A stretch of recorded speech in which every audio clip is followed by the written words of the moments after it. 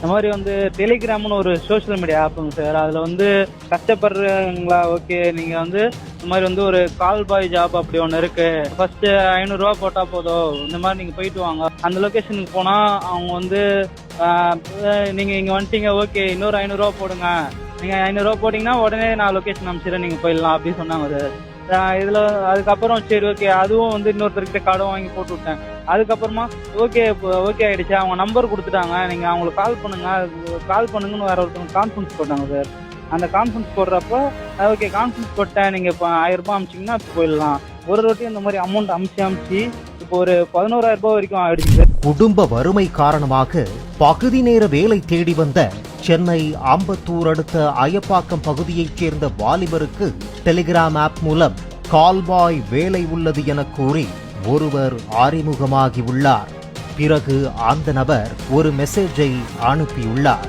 அதில் கஷ்டப்படுறீங்களா, கால்பாய் ஜாப்புக்கு ரெடியா, ஒரு பெண் கஸ்டமரை அட்டெண்ட் செய்து உல்லாசமாக இருந்தால் 5,000 ரூபாய் அவர்களே உங்களுக்கு கொடுப்பார்கள் என அந்த மெசேஜில் கூறப்பட்டிருந்தது.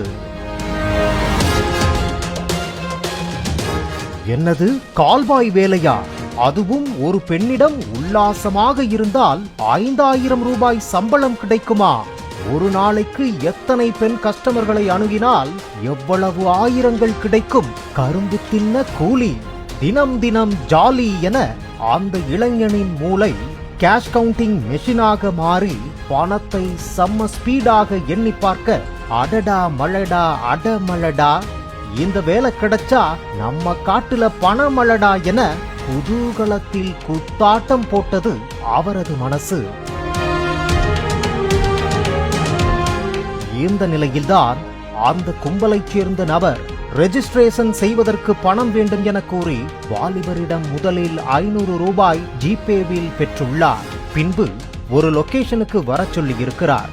அந்த லொகேஷனுக்கு வந்து விட்டீங்களா, அப்படின்னா இன்னொரு 500 ரூபாய் ஜிபே பண்ணுங்க, உடனே கஸ்டமர் இருக்கும் லொகேஷனை அனுப்பி விடுகிறேன் என கூறியுள்ளார்.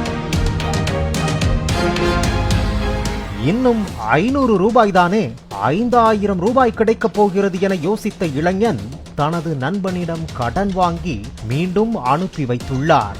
பெண் கஸ்டமரின் நம்பர் வந்துவிட்டது. இதோ அவருக்கு கால் போடுகிறேன் என கூறி காலும் போட்டு பேச வைத்துள்ளார். மறுமுனையில் ஏகோபித்த ஏக்கங்கள், கிளுகிளு சினுக்கல்களுடன் பெண் குரல் கேட்க கஸ்டமரை நெருங்கிவிட்டோம், அவருடன் உல்லாசமாக இருந்துவிட்டு 5,000 ரூபாய் வாங்கப் போகிறோம் என்ற எக்ஸைட்மெண்டில் இருந்த இளைஞருக்கு மீண்டும் ஒரு ட்விஸ்ட் காத்துக் கொண்டிருந்தது. இன்னும் ஒரு 1000 ரூபாய் அனுப்புங்கள், அந்த பெண்ணின் தொடர்பு எண்ணை உங்களுக்கு அனுப்புகிறேன் என ஆசையை தூண்டியுள்ளார். அதற்கு பிறகு உங்களுக்காக காத்திருக்கும் அந்த இளம்பெண் கஸ்டமர் இவர்தான் என ஒரு போட்டோவையும் அனுப்பி வைத்துள்ளனர். இப்படி சிறிது சிறிதாக 11,500 வரை அந்த வாலிபரிடம் பெற்றுக்கொண்டு அவரை ஆம்பத்தூர் பகுதியில் உள்ள பெட்ரோல் பங்க் அருகே வர வைத்துள்ளார்.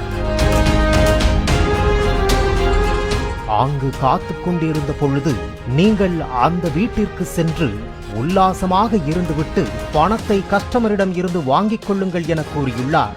அதை நம்பி குபேந்திரன், விஜய், சிவகுமார் என்கிற பெயர்களின் ஜிபே நம்பர்களுக்கு பணத்தை அனுப்பி கொண்டே இருந்திருக்கிறார் அந்த அப்பாவி இளைஞன். ஒரு கட்டத்தில் விரக்தியின் விளிம்பிற்கே சென்ற இளைஞன் பெண் கஸ்டமரின் லொகேஷனை கேட்க அந்த நபரின் போன் சுவிட்ச் ஆஃப் செய்யப்பட்டுள்ளது.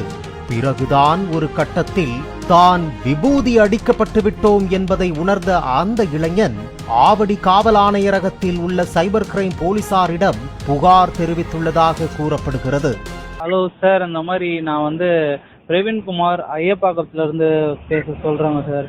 இந்த மாதிரி வந்து டெலிகிராம்னு ஒரு சோஷியல் மீடியா ஆப்புங்க சார். அதில் வந்து ஒரு நார்மலாக மெசேஜிங் ஃப்ரெண்ட்ஸ் குரூப் ஒன்று இருந்தது சார். அதில் வந்து ஒருத்தர் வந்து கஷ்டப்படுறீங்களா, ஓகே நீங்கள் வந்து இந்த மாதிரி வந்து ஒரு கால் பாய் ஜாப் அப்படி ஒன்று இருக்குது அப்படின்னு சொல்லி நீங்கள் வந்து ஃபஸ்ட்டு 500 போட்டால் போதும், இந்த மாதிரி நீங்கள் போயிட்டு வாங்க, ஒரு வாட்டி நீங்கள் போயிட்டு அவங்க சொல்கிறது நீங்கள் பண்ணிங்கன்னா உங்களுக்கு 5,000 கிடைக்கும் அப்படின்னு சொன்னாங்க.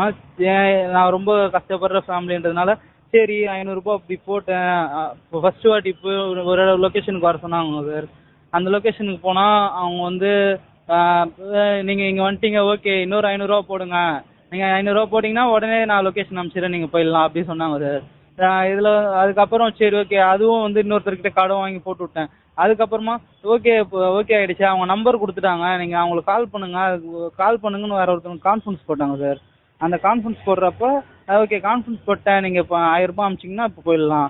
ஒரு ரொட்டி இந்த மாதிரி அமௌண்ட் அமிச்சு இப்போ ஒரு 11,000 ரூபாய் வரைக்கும் ஆயிடுச்சுங்க சார். வறுமை சூழல் காரணமாக பகுதி நேர வேலை தேடிக்கொண்டிருந்த இளைஞரை குறிவைத்து மோசடி செய்த அந்த கும்பல் குறித்து விசாரிக்க ஆரம்பித்துள்ளது காவல்துறை.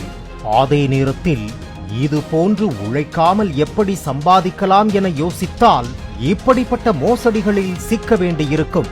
எனவே நேர்மையான வேலைகளில் உழைத்து சம்பாதிக்க தயாராக வேண்டும் என எச்சரிக்கிறார்கள் காவல்துறையினர்.